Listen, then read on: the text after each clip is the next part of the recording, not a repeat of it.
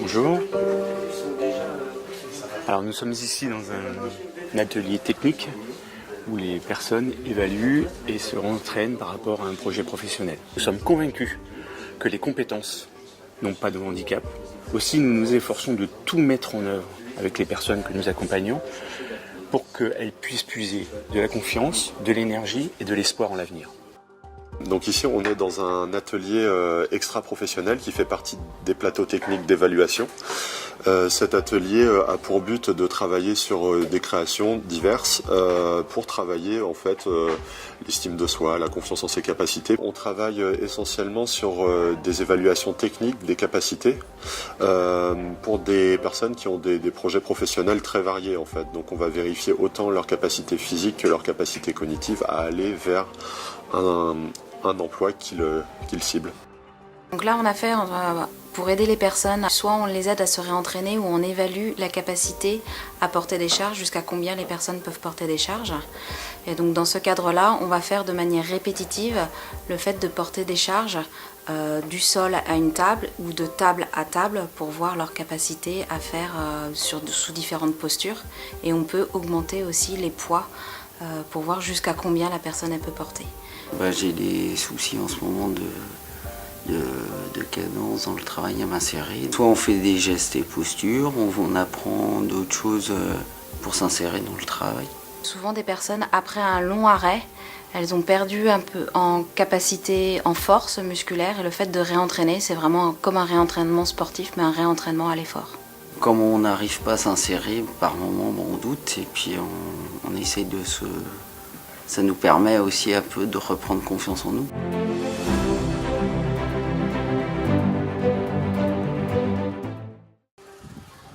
En ma qualité de conseiller, j'ai rendez-vous aujourd'hui à la faculté des métiers à Kerlan pour assurer le suivi des apprentis en formation en alternance. On a des équipes là, itinérantes qui doivent intervenir sur tous les secteurs d'activité et c'est pour cela que nous avons des antennes multiples sur les 4 départements bretons. Bonjour. Bonjour. Vous allez bien? Ça fait pas trop longtemps que vous m'attendez? L'ADAPT en fait vient une fois par semaine au sein du CFA. Ils viennent le lundi. Et donc ils sont par petits groupes. Ils aident les jeunes à faire leur travail, leur dossier. Ça permet donc d'appuyer ce que les formateurs font au sein du CFA. La forme de ce soutien, là, concrètement, c'est reprendre des situations d'apprentissage qui posent problème parce que parfois le jeune est un petit peu fâché avec l'école. Donc on va sortir nous, des principes un peu traditionnels pour concrètement reprendre les fondamentaux, les apprentissages théoriques et les reprendre en différé sur des cas très concrets, mais dans une approche singulière, très personnalisée. Alors parfois on peut avoir un petit groupe constitué de 3, 4, 5 apprentis, pas plus, mais on va s'attacher là, à être sur des valeurs métiers, des situations très concrètes d'apprentissage. Ce qui est important aussi, on va prendre en compte ce qui est périphérique dans les préoccupations du jeune. S'intéresser à ses déplacements, comment il les fait, avec quels moyens. S'intéresser aux tenues de travail, ça semble élémentaire, c'est ô combien évident, mais il ne faut pas passer à côté parce que ça fait partie des préoccupations du jeune et ses moyens aussi financiers. On va s'entraîner au service à l'assiette et puis on va vérifier que c'est tout à fait possible. Je vais prendre un plat aussi en direct, moi, pour mon port, et puis pour les desserts, Les gens de l'ADAPT viennent en complément des cours qui sont donnés. Ils interviennent sur soit le temps d'entreprise, soit sur le temps personnel du jeune.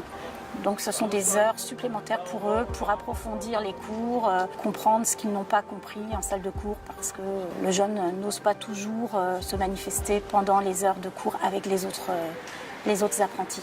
Donc ils ont vraiment une relation, on va dire, de confiance avec le formateur de l'ADAPT. Et il les suit sur 2 ans, 3 ans, 4 ans. Je pense à des jeunes qui sont sortis d'ici avec 4 ans de suivi de l'ADAPT. Donc il y a vraiment une relation de confiance qui se crée entre le jeune et le formateur de l'ADAPT. Bonjour. Alors les colombes de bord. Oui, très bien.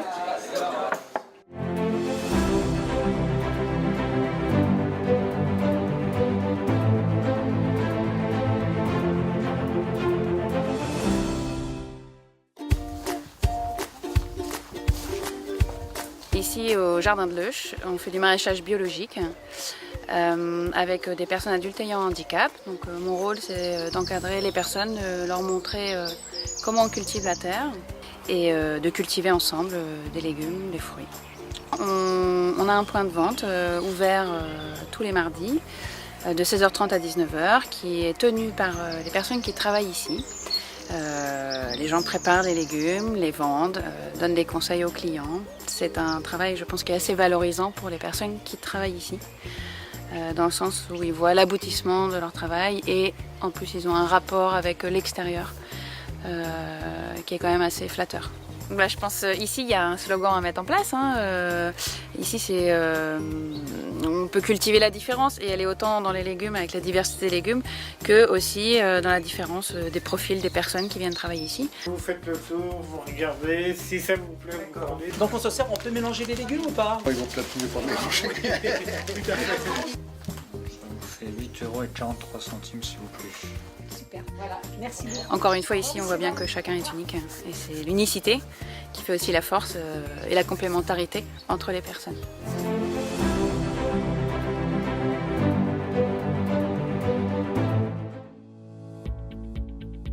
Concernant l'activité menuiserie, il faut bien se rendre compte qu'on travaille pour des entreprises, pour des clients, pour des prestataires. Donc, et là, on est capable de proposer le panel complet du processus de fabrication. Du coup, je suis heureux de travailler comme tout le monde et même avec un handicap, quand on arrive à travailler, c'est justement, j'ai le projet d'aller en milieu ordinaire. Du coup, j'ai demandé à continuer pour voir ce que je pouvais faire avec mes difficultés, mon handicap et pourquoi pas aller plus loin et pas penser qu'on a un seul handicap, aller assez loin et être vraiment autonome. Nos activités à travers les différents partenaires ESAT que nous avons représentent 20 équivalents temps plein. Donc tous ne travaillent pas en temps plein, mais temps d'horaire cumulé, ça représente 20 équivalents temps plein. On est allé même un petit peu plus loin. Au début, on ne faisait que du tri. Aujourd'hui, on a investi dans les machines et ils font et la coupe et le rabotage. Donc c'est pour dire qu'on a un engagement, ils ont un engagement, c'est réciproque, comme tout engagement, qui est relativement fort par rapport à cela.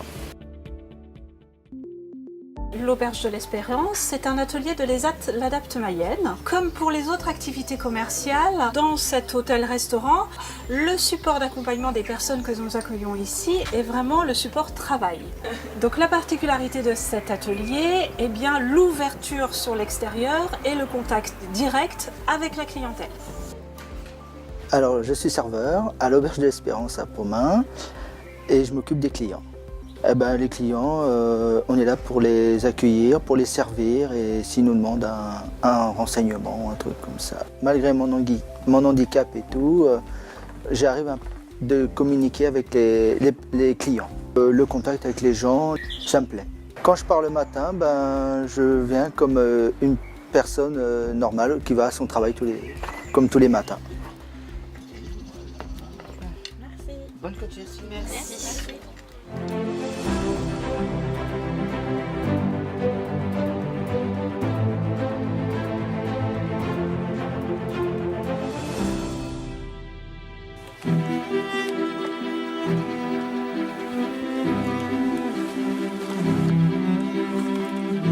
Le SAMSA, c'est un service d'accompagnement médico-social pour adultes handicapés. Nous intervenons auprès de personnes ayant eu une lésion cérébrale acquise. Ce ne sont que des personnes adultes, donc passées 20 ans. On intervient sur le département de l'Ille-et-Vilaine, donc entièrement, tout le département. Nous accompagnons 100 personnes. Et le travail consiste à répondre au projet de vie de la personne après les phases de rééducation, réadaptation et retour à domicile. Le SAMSA a pour vocation vraiment d'aider les gens dans leur projet de vie. Donc ça impose de le faire en situation, c'est-à-dire à leur domicile, à l'extérieur de leur domicile. Ça peut être également au travail, dans tous les lieux de vie, en fonction de leur projet de vie, de leur demande. C'est vraiment l'inclusion de la personne dans son environnement de vie, dans son environnement de travail, dans la cité. Le travail se fait en équipe pluridisciplinaire. équipe médicale, paramédicale, sociale. Donc là, je pars au domicile d'une personne accompagnée par le SAMSA. C'est une personne qui a des difficultés d'apprentissage, de mémorisation, d'orientation. Et c'est une personne qui est demandeuse d'être plus autonome dans ses trajets en sortant de son domicile. Bonjour Monsieur Bounaïb, vous allez bien? Très bien, et vous? Donc on va aller à l'extérieur pour faire un apprentissage sur un trajet habituel. L'objectif est de venir au SAMSA pour aujourd'hui. Donc l'idée est de partir de chez Monsieur Bounaïb, ensuite d'aller prendre le bus et puis de faire le trajet avec lui pour lui permettre de prendre des repères. Faciliter donc sa demande de pouvoir le faire tout seul et mettre en place des moyens de compensation, notamment un GPS piéton pour lui permettre d'être seul et de pouvoir gérer. Ouais. Le plus difficile n'est pas à l'intérieur quand même, c'est une fois qu'on est rendu sur la voie publique, à partir du moment où on sort de l'immeuble, là on commence à avoir les capacités de repérage, par où je vais, vers où je vais, la circulation, les piétons, voilà, des mises en danger éventuel ou pas, donc savoir se déplacer et savoir s'orienter dès qu'on sort de l'immeuble. Donc on prend le C3, effectivement, on est ici, et on ne changera pas, et on s'en va jusqu'au Gailleul.